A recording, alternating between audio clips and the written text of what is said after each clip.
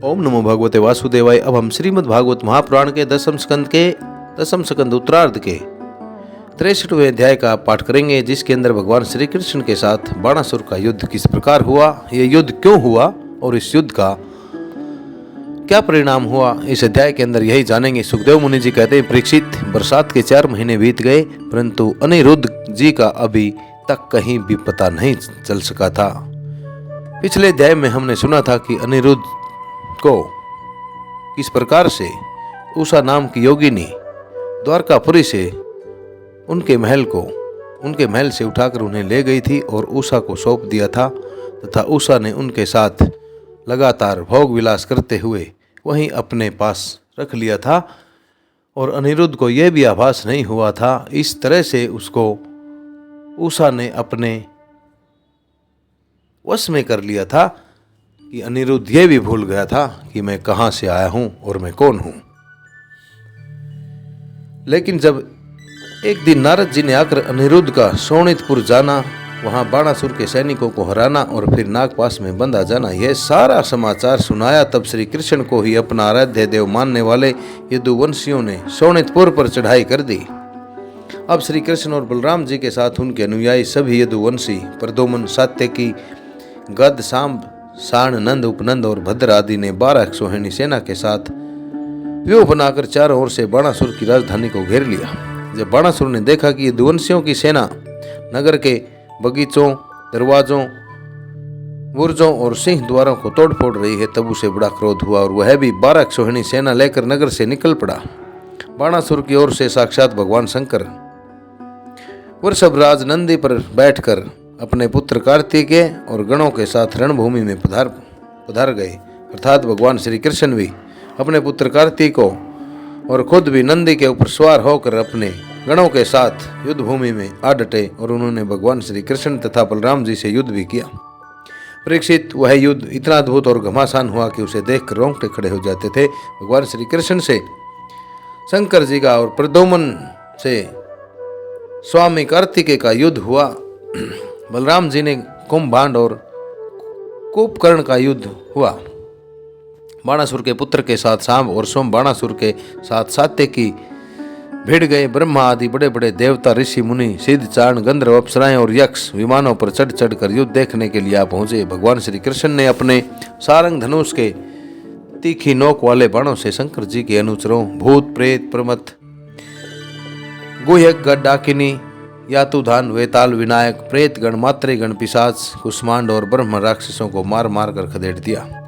पिनाकपाणी शंकर जी ने भगवान श्री कृष्ण पर भांति भांति के अगणित अस्त्र शस्त्रों का प्रयोग किया, परंतु भगवान श्री कृष्ण ने बिना किसी प्रकार के विस्मय के उन्हें विरोधी शस्त्र अस्त्रों से शांत भी कर दिया। भगवान श्री कृष्ण ने ब्रह्मास्त्र की शांति के लिए ब्रह्मास्त्र का, वायुअस्त्र के लिए पार्वतास्त्र का, आग्नेयास्त्र के लिए पर्जन्यास्त्र का और पाशुपतास्त्र के लिए नारायण अस्त्र का प्रयोग किया। इसके बाद भगवान श्री कृष्ण ने जरम्ब्राण अस्त्र से, अर्थात जिससे मनुष्यों को जम्बाई पर जम्बाई आने लगी, इस अस्त्र से महादेव जी को मोहित कर दिया और वो युद्ध से विरत होकर जम्बाई आने लेने लगे।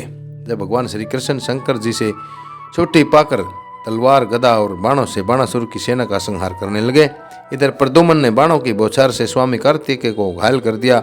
उनके अंग अंग से रक्त की धारा बहने लगी। वे युद्ध भूमि को छोड़कर अपने वाहन मोर पर वहां से भाग निकले। बलराम जी ने अपने मूसल की चोट से कुंभभांड और कुंभकर्ण को घायल कर दिया। वे युद्ध भूमि में गिर पड़े और इस प्रकार अपने सेनापतियों को हताहत देखकर बाणासुर की सारी सेना तितर बितर वहां से हो गई। जब रथ पर सवार होकर बाणासुर ने देखा कि श्री कृष्ण आदि के प्रहार से हमारी सेना तितर बितर और तहत नहस हो रही है, तब उसे बड़ा ही क्रोध आया। उसने चिढ़कर सात्यकी को छोड़ दिया और वह भगवान श्री कृष्ण पर आक्रमण करने के लिए दौड़ पड़ा। परीक्षित, रण उन्मत्त बाणासुर ने अपने 1000 हाथों से एक साथ ही 500 धनुष खींचकर एक एक पर 2-2 बाण चलाए, परंतु भगवान श्री कृष्ण ने एक साथ ही उसके सारे धनुषों को काट डाला।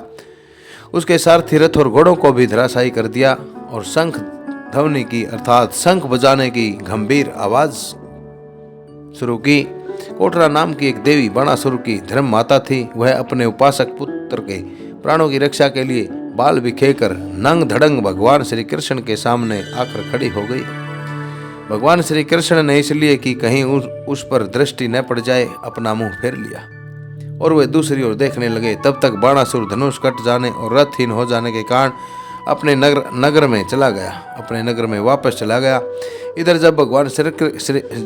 जब भगवान शंकर के भूतगण इधर उधर भाग उठे तब उनका छोड़ा हुआ 3 सिर और 3 पैर वाला जवर 10 दिशाओं को जलाता हुआ भगवान श्री कृष्ण की ओर दौड़ा। भगवान श्री कृष्ण ने उसे अपनी ओर आते देखकर उसका मुकाबला करने के लिए अपना जवर छोड़ दिया। अब वैष्णव और महेश्वर दोनों जवर आपस में लड़ने लगे। अंत में वैष्णव जवर के तेज से महेश्वर जवर पीड़ित होकर चिल्लाने लगा और अत्यंत भयभीत हो गया। जब उसे अन्यत्र कहीं त्राण न मिला, कहीं भी स्थान न मिला, तब वह अत्यंत नम्रता के साथ हाथ जोड़कर शरण में लेने के लिए भगवान श्री कृष्ण से प्रार्थना करने लगा। जवर ने कहा, हे प्रभु, आपकी शक्ति अनंत है, आप ब्रह्मादि ईश्वरों के भी परम महाईश्वर हैं, आप सबके आत्मा और सर्वस्वरूप हैं, आप अद्वितीय हैं और केवल ज्ञान स्वरूप हैं। संसार की उत्पत्ति, स्थिति और संहार के कारण आप ही हैं। श्रुतियों के द्वारा आपका ही वर्णन और अनुमान किया जाता है। आप समस्त विकारों से दूर स्वयं ब्रह्मा ही हैं। मैं आपको प्रणाम करता हूँ।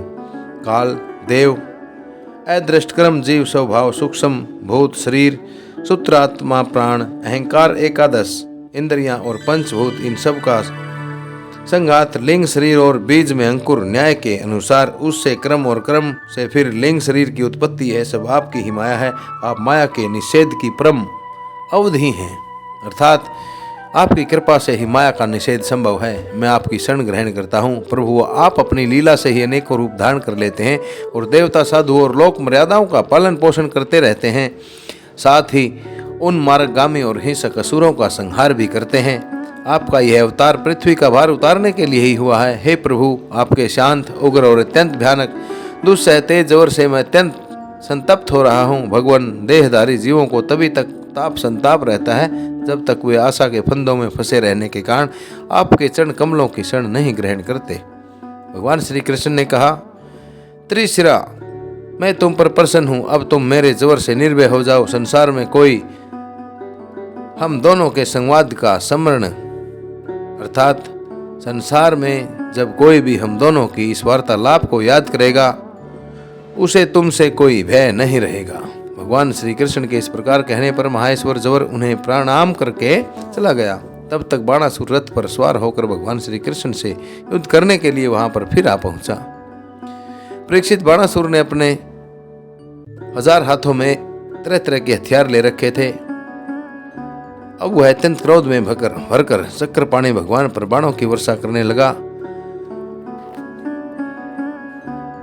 जब भगवान श्री कृष्ण ने देखा कि बाणासुर ने तो बाणों की झड़ी लगा दी है, तब वे छुरे के समान तीखी धार वाले चक्कर से उसकी भुजाएं काटने लगे, मानो कोई किसी वृक्ष की छोटी छोटी डालियों को काट रहा हो। जब भक्त वत्सल भगवान शंकर ने देखा कि बाणासुर की भुजाएं कट रही हैं, तब वे चक्रधारी भगवान श्री कृष्ण के पास आए और स्तुति करने लगे, प्रार्थना करने लगे। भगवान शंकर ने कहा, हे प्रभु, आप वेद मंत्रों में तात्पर्य रूप से छिपे हुए परम ज्योति स्वरूप पर ब्रह्मा हैं। शुद्ध हृदय महात्मा गण आपके आकाश के समान सर्वव्यापक और निर्विकार निर्लेप स्वरूप का दर्शन करते हैं। आकाश आपकी नाभि है, अग्नि आपका मुख है और जल आपका वीर्य। स्वर्ग सिर, दिशाएं कान हैं और पृथ्वी चरण अर्थात पैर हैं। चंद्रमा आपका मन है, सूर्य आपकी आंखें हैं और मैं शिव आपका अहंकार हूँ। समुद्र आपका पेट है और इंद्र आपकी भुजाएं। धन्य आदि औषधियां रोम हैं और मेघ अर्थात बादल हैं, वो आपके केस हैं। और ब्रह्मा आपकी बुद्धि है, प्रजापति लिंग है और धर्म हृदय है। इस प्रकार समस्त लोक और लोकांतरों के साथ जिसके शरीर की तुलना की जाती है वे ही परम पुरुष आप हैं। अखंड ज्योति के समान हे परमात्मा ने आपका यह अवतार धर्म की रक्षा और संसार के उदय की अभिवृद्धि के लिए हुआ है। हम सब भी आपके प्रभाव से ही प्रभावान्वित होकर सातों भुवनों का पालन करते हैं। आप सजातीय विजातीय और स्वागत और सवगत भेद से रहित हैं। एक और अद्वितीय आदि पुरुष हैं। मायाकृत जागृत स्वप्न और सुषुप्ति भी हैं। इन तीनों अवस्थाओं में अनुगत और उनसे अतीत तुर्य तो भी आप ही हैं। आप किसी दूसरी वस्तु के द्वारा प्रकाशित नहीं होते, स्वयं ही प्रकाशित होने वाले स्वयं प्रकाश हैं। आप सबके कारण हैं, परंतु आपका न तो कोई कारण है और न तो आप में कारणपना ही है। भगवान, ऐसा होने पर भी आप तीनों गुणों की विभिन्न विषमताओं को प्रकाशित करने के लिए अपनी माया से देवता, पशु पक्षी, मनुष्य आदि शरीरों के अनुसार भिन्न भिन्न रूपों से दिखाई देते हैं। हे प्रभु, जैसे ईश्वर अपनी छाया बादलों से ही ढक जाता है, अर्थात हे प्रभु, जैसे सूर्य अपनी छाया बादलों से ही ढक जाता है और उन बादलों तथा विभिन्न रूपों को प्रकाशित करता है, ठीक उसी प्रकार आप तो स्वयं प्रकाश हैं, परंतु गुणों के द्वारा मानव ढक से जाते हैं और समस्त गुणों तथा गुण अभिमानी जीवों को प्रकाशित करते हैं। वास्तव में आप अनंत हैं। भगवान, आपकी माया से मोहित होकर लोग स्त्री पुत्र देह गेह आदि में आसक्त रहते हैं और फिर दुख के अपार सागर में डूबते उतराने लगते हैं।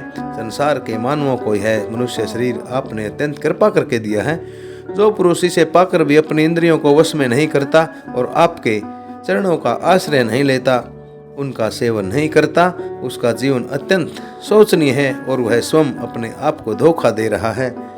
हे प्रभु, आप समस्त प्राणियों के आत्मा हैं, सभी के प्रियतम हैं और ईश्वर हैं। जो मृत्यु का ग्रास मनुष्य आपको छोड़ देता है और अनात्म दुख रूप एवं तुच्छ विषयों में सुख बुद्धि करके उनके पीछे भटकता रहता है, वह इतना मूर्ख है कि अमृत को छोड़कर विष को ही पी रहा है।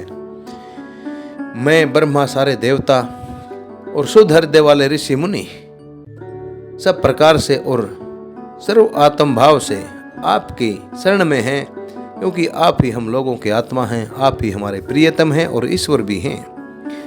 आप संसार की उत्पत्ति भी हैं और जो संसार अपने जिस रूप में स्थित हो रहा है वो स्थिति भी हैं और प्रलय के कारण, और जब इसका विनाश होता है उसका कारण भी आप ही हैं। आप सब में बराबर भाव से परम शांत, सबके सुहृदय आत्मा और इष्ट देव हैं। आप एक अद्वितीय और संसार के आधार और अधिष्ठान भी हैं। हे प्रभु, हम सब संसार से मुक्त होने के लिए आपका भजन करते हैं।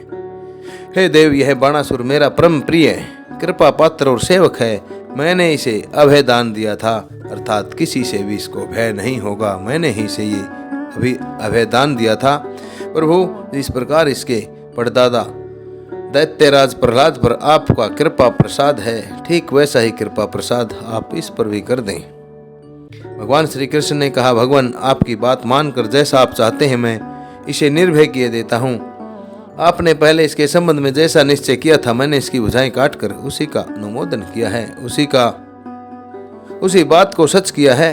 मैं जानता हूँ कि बाणासुर दैत्यराज बलि का पुत्र है, इसलिए मैं भी इसका वध नहीं कर सकता, क्योंकि मैंने प्रहलाद को वर दे दिया था कि मैं तुम्हारे वंश में पैदा होने वाले किसी भी दैत्य का वध नहीं करूँगा।